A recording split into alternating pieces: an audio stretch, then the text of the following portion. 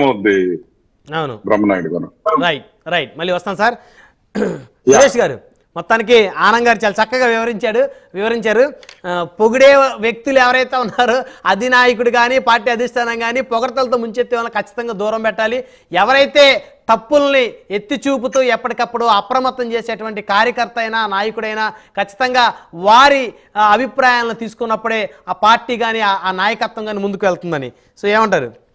100కి 100 నిజమండి అది. ఎందుకంటే ఏదో పొగుడుతూ ఉంటారంటే ఆ క్షణానికి ఆ యొక్క నేత యొక్క మెప్పు పొంది ఏదో లబ్ధి పొందడానికి పొగుడుతూ ఉంటారు. వాళ్ళకి ఏదైనా అవసరం వస్తే ఇంకొక దగ్గర నుంచి లబ్ధి వస్తే మనకి ఎన్నిపోటు పొడిచి కూడా వెళ్ళిపోతారు. అది పెద్ద ఆయన చెప్పింది అది నిజము. కాకపోతే సార్ ఇప్పుడు మీకు ఇంకొక విషయం చెప్పదలుచుకున్నాను. అక్కడ చిట్టిబాబు గారు ఎనలిస్ట్ అని అంటారు. చిట్టిబాబు గారు ఒక ప్రధానంగా ఒక మాట చెప్పారు. ఇప్పుడు మంచి అవకాశం వచ్చింది చంద్రబాబు నాయుడు గారికి, పవన్ కళ్యాణ్ గారికి కేంద్రం మెడలో ఉంచేయండి అని, లేదంటే అల్లది మనకు ప్రత్యేక హోదా తెచ్చేయండి అని, స్టీల్ ప్లాంట్ ఏదో చేసేయండి అని, రైల్వే జోన్ కావాలంటే వీళ్ళు ఇప్పుడు మీరు పెట్టిన సబ్జెక్ట్ ఏంటి? కార్యకర్తలకి జగన్మోహన్ రెడ్డి దూరంగా ఉన్నారా, ఎందుకు ఓపెన్ గా వచ్చి నాయకులు మాట్లాడుతున్నారు? మీరు పెట్టిన సబ్జెక్ట్ కి మేము సమాధానం మీకు చెప్తాం. కానీ ఆయన ఏం మాట్లాడతారంటే వాళ్ళు చూడండి, ఈ రోజు కాదు రేపు ఎల్లుండు ఇక మొత్తం డిబేట్ లో మాట్లాడే మాటలు వీళ్ళు ఇవే. కేంద్రానికి మెడలు వంచండి చంద్రబాబు నాయుడు గారు, పవన్ కళ్యాణ్ గారు ఇక్కడ ఆ యొక్క సపోర్ట్ విరమించుకున్నంత మాత్రం నితీష్ కుమార్ ఇచ్చేస్తారా వీళ్ళతోనే? ఒకవేళ వీళ్ళిద్దరూ వదిలిస్తే వాళ్ళ నెంబర్ ఇంకా సెట్ చేసుకోలేదు అనుకుంటున్నారా? మోదీ గారు ఏమైనా అమాయకులు అనుకుంటున్నారా? అమిత్ షా గారు ఏమైనా అమాయకులు అనుకుంటున్నారా? ఇలా రెచ్చగొట్టే లాస్ట్ టైం ప్రత్యేక హోదా ఇవ్వడం కుదరదు, ప్రత్యేక ప్యాకేజీ తీసుకోండి, దీనికి ఎంత దాన్ని లెక్క కట్టి మీకు ఎంత కావాలో అడగండి అని చెప్తే దాన్ని చంద్రబాబు నాయుడు గారు ఒక్క మాట అడిగి ఇంత కావాలి, 2,000 కోట్లు కావాలి, ఇన్ని సంవత్సరాలు మాకు ట్యాక్స్ రాయితీలు కావాలని చెప్పి అడగంగానే ఈ వైసీపీ నాయకులు రాత్రి అడావుడి చేస్తారు. వెంటనే చంద్రబాబు నాయుడు గారికి వీళ్ళకి భయపడి వెంటనే దానికి కూడా కామ్ అయిపోవడం వల్ల జరిగిన నష్టం ఆంధ్రప్రదేశ్ ఇంత. వీళ్ళు మళ్ళా కూడా వైసీపీ నాయకులు ఇదే పని చేస్తారు. మీరు ఇప్పుడు అడగొచ్చు కదా, మీరు పక్కకు వచ్చేస్తే ప్రధానమంత్రి కింద పడిపోతారు కదా. నరేంద్ర మోడీ ఏమంత అమాయకుడు కాదండి, నెంబర్ ఆల్రెడీ సెట్ అయింది, ఎవడున్నా లేకపోయినా వాళ్ళు చేయాల్సిన వాళ్ళు చేస్తారు. కానీ ప్రజాస్వామ్యంలో మన హక్కులు మనం అడగాల్సిన బాధ్యత ఉంది. నువ్వు ఫుల్ సపోర్ట్ నరేంద్ర మోడీ చాలా బలంగా ఉన్నాడు కాబట్టి మేము అడగలేదా? నువ్వు అడగాల్సిన బాధ్యత ఉందా లేదా? 5 సంవత్సరాల్లో పార్లమెంటరీలో ఏం మాట్లాడారు మీ ఎంపీలు? ఏం అడిగారు? ఎప్పుడైనా అడిగారా? ఒక్కసారైనా జగన్మోహన్ రెడ్డి ప్రధానమంత్రి దగ్గరికి వెళ్ళి వస్తాడు, ఒక చిన్న నవ్వు వచ్చేసాడు తప్ప లోపల ఏం మాట్లాడాడు? కానీ ఢిల్లీలో ఒక ప్రెస్ మీట్ ఎప్పుడైనా ఇచ్చారా? ఏం మాట్లాడతారు చిట్టుబాబు గారు? మీరు ఇంటలెక్చువల్ మేధావి వర్గం నుంచి వచ్చారు, జర్నలిస్ట్ అంటారు, డైరెక్ట్ గా అటాక్ చేస్తారు జగన్మోహన్ రెడ్డి. మీరు గెలిచారు కదా, ఇప్పుడు మీరు ఏం చేస్తారు? పోలవరం కట్టేయండి. ఏం కట్టేస్తారు? దుర్మార్గులు ఉన్నంత కాలం ఏదైనా డిస్ట్రాయ్ జరిగిన తర్వాత దాన్ని మళ్ళీ రిపేర్ చేయాలంటే చాలా టైం పడుతుంది. దాని మీద చాలా ఒక నిపుణులు కమిటీ చేసుకోవాలి, దాన్ని ఎలా రిపేర్ చేయాలని ఉంటుంది. నోటికి వచ్చింది కదా, మాటలు వచ్చాయి కదా, ప్రతి ఒక్క బ్రహ్మనాయుడు గారు ఒక పాయింట్ అండి, డ్రగ్స్ మీద కానీ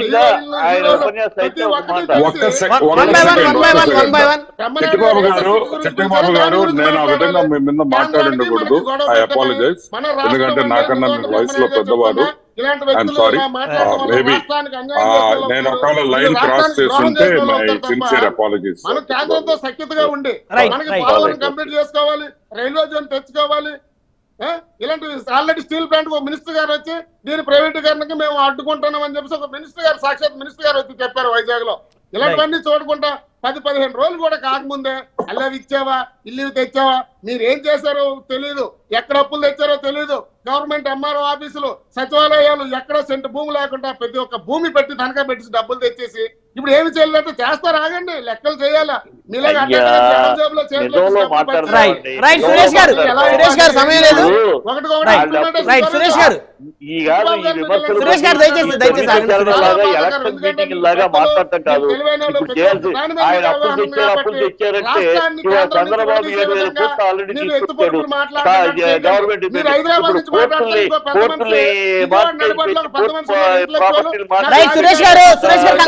కంక్లూడ్ చేయండి దయచేసి సురేష్ గారు. మన ప్రధాన చర్చ కార్యకర్తలను విస్మరించిన పార్టీ పతనం అవుతుంది, అందులో ఎలాంటి డౌట్ లేదు అనేది. అయితే ఇప్పుడు వైసీపీ పరిస్థితి పక్కన పెడితే ఇప్పుడు తెలుగుదేశం, జనసేన, బీజేపీ కూటమిలో కార్యకర్తలకు న్యాయం జరుగుతుందా? రైట్ రైట్ రైట్ సురేష్ గారు దయచేసి ఆగండి. చిట్టిబాబు గారు కంక్లూజన్ ఇవ్వండి, మీరు కంక్లూజన్ ఇవ్వండి. ఇంకా అదే కథ పెట్టుకుని ఎన్నాళ్ళు కాలం గడుపుతారు? ఇప్పుడు అయిపోయింది. వాళ్ళు చేశారు తప్పులు అంటే ఆ తప్పులు చేయబట్టేగా ప్రజలు ఇందాక ఆయన చెప్తారు. వాళ్ళు హోమ్ మినిస్టర్ మాట్లాడారు, అవన్నీ చేయలేదనే కదా ప్రజలు వాళ్ళని ఓడించింది. అవి చేయలేదు, మళ్ళీ ఆ తప్పులు మీరు చేస్తారా?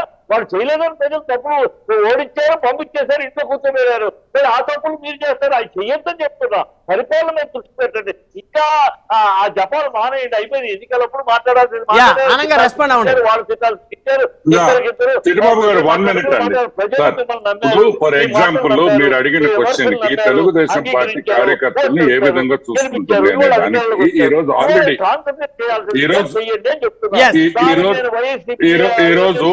ఈ రోజు ఆల్రెడీ ప్రతి ఒక్కొక్క రోజు ఒక్కొక్క మినిస్టర్ కి పార్టీ ఆఫీస్ లో ఒక్కొక్క మినిస్టర్ కి ప్రతి వారం ఒక మినిస్టర్ ఉండాలని స్టార్ట్ చేసాం. ప్రజా దర్బార్ స్టార్ట్ చేశాం. ప్రజా దర్బార్ నారా లోకేష్ మొదలు పెట్టారు. తొందరలో చంద్రబాబు నాయుడు కూడా కొంచెం అంటే ఒక 1 or 2 months కొంచెం ఈ వర్క్ ప్రెషర్ ఇవన్నీ సెట్టింగ్ లో ఉన్నారు కాబట్టి చంద్రబాబు నాయుడు గారు కూడా ప్రజా దర్బార్ ఉంటుంది. ప్లస్ ఇంకొకటి ఏంటంటే వచ్చే నెల నుంచి ఏ మినిస్టర్ అయినా సరే కాన్స్టిట్యుయెన్సీకి వచ్చినప్పుడు ఏ మినిస్టర్ అయినా ఏ కాన్స్టిట్యుయెన్సీకి వచ్చినా ఆ మినిస్టర్ పార్టీ ఆఫీస్ లో 3 నుంచి 4 గంటలు ఒక అరపూట స్పెండ్ చేయాలనేది తొందరలో చంద్రబాబు నాయుడు గారు స్థానిక పార్టీ ఆఫీసు నియోజకవర్గంలోని పార్టీ ఆఫీసులో నియోజకవర్గ పార్టీ ఆఫీసులో ఏ మంత్రి వచ్చినా ఆ నియోజకవర్గానికి ఆ పార్టీ ఆఫీస్ లో మినిమం 3 to 4-5 hours ఒక పూట లేకపోతే ఒక 3 గంటల్లో కార్యకర్తలను కలిసేదానికి ప్రెస్ మీట్లకి వాటికి కాదు కార్యకర్తలను కలిసేదానికి ఇవన్నీ ఇంకొక మీరు ఒక 30-60 days లో చాలా మార్పులు చూడబోతున్నారు. ఈ విధంగా ప్రతి ఎమ్మెల్యేస్ కూడా కాన్స్టిట్యుయెన్సీలో ఎక్కువ ఉండాలి, కార్యకర్తలతో మమేకం. ఇక్కడ ఒకటి తెలుగుదేశం పార్టీ గెలిచింది నాయకుల వల్ల కాదు. నేను గన్ షార్ట్ గా చెప్తున్నా, కార్యకర్తలు చేసిన కృషి, కార్యకర్తలు నిద్రలేని రాత్రులు భయంతో తలుపు తీలేక భయంతో పనుకున్న రోజులు ఉన్నాయి ఈ కార్యకర్తలకి. ఈ రోజు ఒక్కొక్క కార్యకర్త నేను ఎవరిని చూసినా అన్నా నా మీద 12 కేసులు 2 307లు నిజంగా ఒక్కొక్కసారి వింటుంటే ఏమి లైఫ్ రా వెళ్ళదు అనిపిస్తుంది. వారానికి ఒకసారి కోర్టుకు పోవాలి, హాజరు కావాలి. సో కార్యకర్త అనే మనిషి ఈరోజు తెలుగుదేశం పార్టీకి ఒక గుండెకాయ ఎప్పటి నుంచి కాదు, ఫస్ట్ నుంచి కూడా. ఎస్, అప్పుడప్పుడు లాస్ట్ టైం చంద్రబాబు నాయుడు గారు ఉన్నప్పుడు కొంచెం గ్యాప్ వచ్చింది కార్యకర్తలకి, బాబు గారికి గ్యాప్ వచ్చింది వాస్తవమే, దానిమే మేము ఓడిపోయాం కూడా లాస్ట్ టైం. సో ఆ తప్పు ఈసారి చేయకుండా కార్యకర్తలు ప్రైమరీగా వాళ్ళు ఏ విధంగా ఆదుకోవాలి, ఏ విధంగా వాళ్ళని ఫస్ట్ ఆఫ్ ఆల్ ఆదుకునేది పక్కన పెడతాం. లక్షల కేసులు ఉన్నాయి కార్యకర్తల మీద. నాకు తెలిసి 2 to 3 lakh కేసెస్ ఉన్నాయి ఓవరాల్. అన్ని సిల్లీ కేసెస్, 307 SC ST కేసులు, అవన్నీ అంటే న్యాయబద్ధంగా తప్పు చేస్తుండే కేసు పెడితే మేము తీమని చెప్పటం అన్యాయంగా పొలిటికల్ గా పెట్టిన కేసులు ఫస్ట్ కార్యకర్తలది. దాని మీదే దృష్టి పెట్టి వాళ్ళని కాపాడాల్సిన బాధ్యత ఉంది. అది 100% చంద్రబాబు నాయుడు టాప్ మోస్ట్ ప్రయారిటీలో పెట్టుకొని ఉన్నాడు. ఈ దొంగ కేసులు పెట్టిన కార్యకర్తలందరినీ బయటకు తీసుకొని వస్తాం, వాళ్ళని కాపాడుతాం. అది మా ప్రైమరీ డ్యూటీ. రైట్. ఇంకొక చిన్న అంశం ఆనంద్ గారు, జగన్మోహన్ రెడ్డి గారు ఈ మధ్య కాలం, చిట్టిబాబు గారు నెక్స్ట్ మీ దగ్గరికే వస్తాను, వారితో మాట్లాడి మీ దగ్గరికి వస్తాను. పాపాలు పండుతా ఉన్నాయి, శిశుపాలుడి పాపాలు పండినట్టు పాపాలు పండుతా ఉన్నాయి అనేటువంటి వ్యాఖ్య పదే చేస్తా ఉన్నారు. అంటే ఏంటి 40 రోజులు ఏం పాపాలు పండుతాయి? ఇప్పుడు కాదు బ్రహ్మన్న, ఇప్పుడు ప్రెగ్నెంట్ అయింది అమ్మాయి, ప్రెగ్నెంట్ అయింది, మా నెల్లూరు భాషలో అమ్మాయి నీళ్లు పోసుకుంది. బిడ్డ పుట్టక ముందరే పాపాలు పండినాయి అంటే ఇంకా పురుడులో ఉన్నప్పుడే పాపాలు వచ్చేస్తే ఇంక మనం ఏం చేయగలుగుతాం? ఇప్పుడు గవర్నమెంట్ వచ్చి not even 35 days, 1 month cross అయింది. అసలు వాట్ ఈస్ వాట్ ఏంది, అసలు ఓవరాల్ ఏంది, అసలు ప్రీవియస్ గవర్నమెంట్ ది ఏంది, దీన్ని ఎలా ముందుకు తీసుకుపోవాలి, దానికి ఒక 2 months పడుతుంది గవర్నమెంట్ కి. ఫైనాన్షియల్ సిచ్యువేషన్ ఏంది, ఫిజికల్ సిచ్యువేషన్ ఏంది, ఇప్పుడు లోన్స్ ఏంది, రీపేమెంట్స్ ఏంది. ఇప్పుడు లోన్లు ఆల్రెడీ స్టేట్ డెట్ సైకిల్లోకి వెళ్ళిపోయింది, డెట్ సైకిల్లో అప్పుల సైకిల్లోకి వెళ్ళిపోయింది. ఇప్పుడు చంద్రబాబు నాయుడు అప్పు తీసుకోకుండా ఎట్లా నడపగలుగుతా గవర్నమెంట్? నడపలేము. ఎందుకంటే ఎవ్రీ ట్యూస్డే మీకు అలవాటు చేసేస్తున్నారు. ఇన్కమింగ్ తక్కువ, అవుట్ గోయింగ్ ఎక్కువ అయిపోయింది. అవుట్ గోయింగ్ ఎక్కువ ఉన్నప్పుడు అగైన్ ఇప్పుడు ఏం చేయాలి? ఇప్పుడు that is the reason Chandrababu Naidu ఇప్పుడు 2వ సారి ఢిల్లీకి పోయింది. ఎందుకు పోయారు? ఫిజికల్ కండిషన్ బాగలేదు, financial condition of the state బాగలేదు సార్. మమ్మల్ని ఆర్థికంగా మీరు కొంచెం వెసులుబాటు ఇస్తే మళ్ళీ మేము ఈ ఇండస్ట్రీస్ ఇది ఏ విధంగా మళ్ళీ ఆ ఎకానమీ రివైవ్ చేసుకోవడం దాంట్లో మేము ఉంటాం, ముందుంటాము, మమ్మల్ని హెల్ప్ చేయండి అని చేతులు పట్టుకునే పరిస్థితుల్లో ఉంది ఈ రోజు మన పరిస్థితి. జగన్మోహన్ రెడ్డి గారు ఆ పని చేయలేదా? జగన్మోహన్ రెడ్డి గారు సెంట్రల్ గవర్నమెంట్ రిక్వెస్ట్ చేసే ప్రయత్నం చేయలేదంటారా? ఏది మీకు ఒకటి అర్థం కావటం లేదు. ఇట్ ఇస్ నాట్ అంటే జగన్ చేయలేదని కాదు, మనం అప్పుల సైకిల్లోకి వెళ్ళిపోయాం. ఈ రోజు అప్పుల సైకిల్లో ఉన్నాం. అది అంత ఈజీగా అప్పుల సైకిల్ నుంచి బయటకు రావడం అంత ఈజీ కాదు. ఈ రోజు అందరూ అనుకుంటారు చంద్రబాబు నాయుడు గెలిచాడు, ముఖ్యమంత్రి అయ్యాడని. నేనేమంటానంటే ఈ రోజు చంద్రబాబు నాయుడు గారికి ముళ్ళ కిరీటం ఉంది పైన, మామూలు కిరీటం కాదు అది. చిట్టిబాబు గారు ఇప్పుడు చెప్పండి. చిట్టిబాబు గారు అధికారం వచ్చి 40 రోజులు కాలేదు, అప్పుడే అవి చేయాలి ఇవి చేయాలి ఆరోపణలు. సంపద సృష్టిస్తాను, నేను అప్పులు చేయను అని చెప్పాడు ఆయన. అప్పులు కాదు సంపద. ఆ సంపద సృష్టించేది ఏం చేయబోతున్నారు చూద్దాం, వేచి చూద్దాం. ఆయన చెప్పాడు ఇమ్మీడియట్ గా 40 రోజులు అంటారు, వేచి చూద్దాం. నేను అనేది ఏంటంటే అయిపోయింది ఇవాళ. ఇప్పుడు ఇందాక ఆనంద్ గారు చెప్పిన మాటలు కానీ వాళ్ళు చెప్పి ఆయన జనసేన ఎన్ని ఎలక్షన్ లో 3 మాట్లాడు 6 నెలలు ఆగాము, అందరూ మాట్లాడారు. ఆ రోజు కూడా డిబేట్ లో నేను ఇదే మన ఛానల్లోనే వాళ్ళ అరాచకాలను వైఎస్ఆర్సీపీ అరాచకాన్ని ప్రశ్నించింది, ఖండించింది ఉన్నాయి. కనుక ఇవాళ ఆ రోజు ఖండిస్తాం, ఈ రోజు ఖండిస్తున్నాం. కానీ ఆ రోజు ఖండించినప్పుడు మీరు సంతోషించారు, ఈ రోజు ఖండిస్తే మమ్మల్ని అంటారా అన్న ఆదేశాలు నమ్మారు, మిమ్మల్ని గెలిచారు, మిమ్మల్ని అధికారం పెట్టారు. వాళ్ళు చేసిన తప్పులకే వాళ్ళని పక్కన 11 కూర్చోబెట్టారు. ఇది అయిపోయింది. ఇంకా చర్మించలాగా వాళ్ళని మేమిది కాదు. ఇవాళ ప్రజలు ఎదుర్కొంటుంది. మీరు చెప్పారు కదా ఇది అధపతాలని వెళ్ళిపోయింది, అన్ని ఆర్గనైజేషన్స్ కుంటుపడిపోయి అన్ని అస్తవ్యస్తగా ఉన్నాయి, అవి సరిదిద్దాలి అని ఎదురు చూస్తున్నారు. దానికి స్పెషల్ స్టేటస్ అనేది ఎందుకు అంటున్నాం? స్పెషల్ స్టేటస్ అందరూ కోరట్లా. తెలుగు వైసీపీ వాడు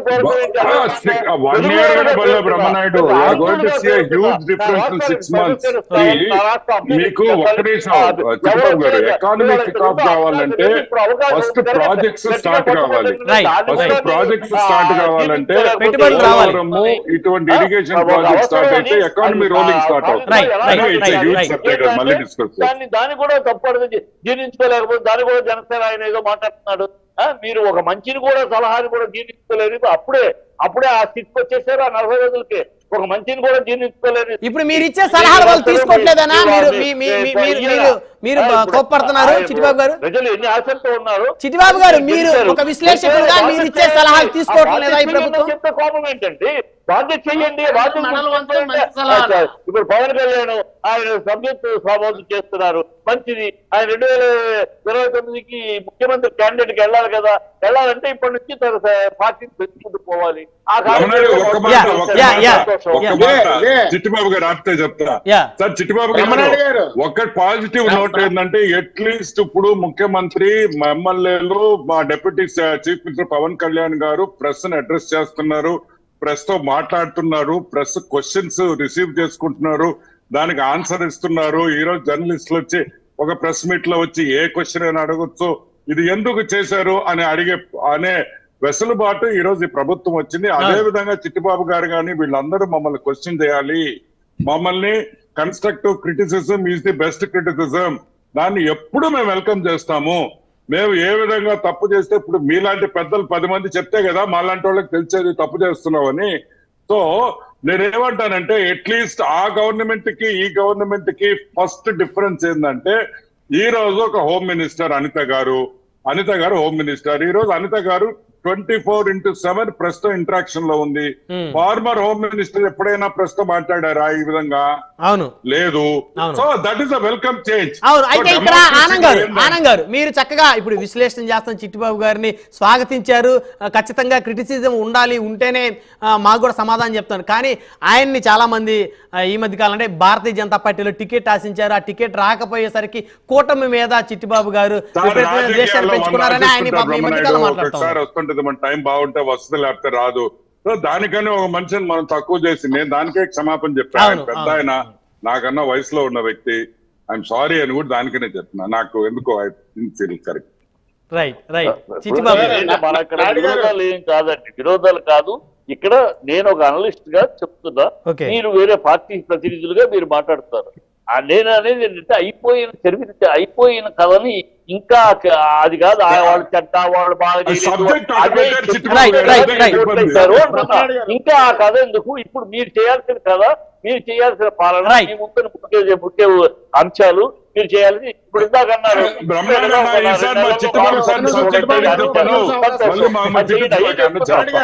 స్టేటస్ కావాలి, దానికి ఏం ఏం చేస్తారు? అవకాశం. ఎందుకంటే ఆనంద్ గారు ఈ రోజు వాస్తవం చెప్పాలి అంటే వైఎస్ఆర్ కాంగ్రెస్ పార్టీ నుంచి గళాన్ని వినిపించే వాళ్ళే బయటికి రావటం లేదు.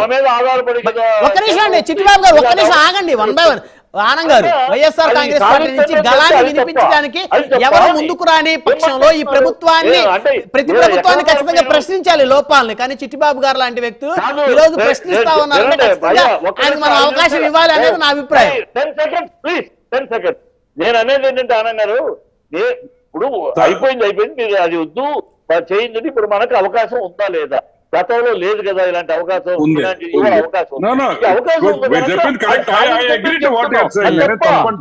దాంట్లో పాలిటిక్స్ దాంట్లో ఏముంది? ఒక ఆంధ్రుడిగా అడుగుతున్నా నేను, చెయ్యండి, మీకు అవకాశం.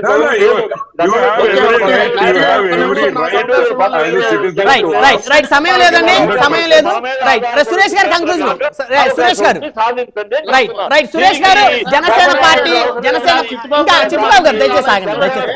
సురేష్ గారు, జనసేన పార్టీ ఈ రోజు 21 స్థానాలు సాధించిందంటే ఖచ్చితంగా కార్యకర్తలు పవన్ కళ్యాణ్ గారిని అంటిపెట్టుకొని, కవచంలాగా అంటిపెట్టుకొని ఉండబట్టే ఈ రోజు జనసేన పార్టీ కూడా అద్భుతమైనటువంటి విక్టరీ పోటీ చేసిన ప్రతి స్థానంలో సాధించింది. అయితే మరి ఆ కార్యకర్తకి న్యాయం జరుగుద్దా? ఎందుకంటే ఆ కార్యకర్తకు న్యాయం జరగకపోతే వైసీపీ పరిస్థితి ఏమైందో అనేదాన్ని ఖచ్చితంగా అందరూ దృష్టిలో ఉంచుకొని జనసేన కోసం కష్టపడ్డ ప్రతి కార్యకర్తకి మీరు టికెట్ ఆశించారు, మీకు టికెట్ రాలేదు. సో మీలాంటి టికెట్ ఆశించి భంగపడినటువంటి నాయకులకి ఖచ్చితంగా మేలు జరగాలి అని చెప్పేసి అందరూ కోరుకుంటారు.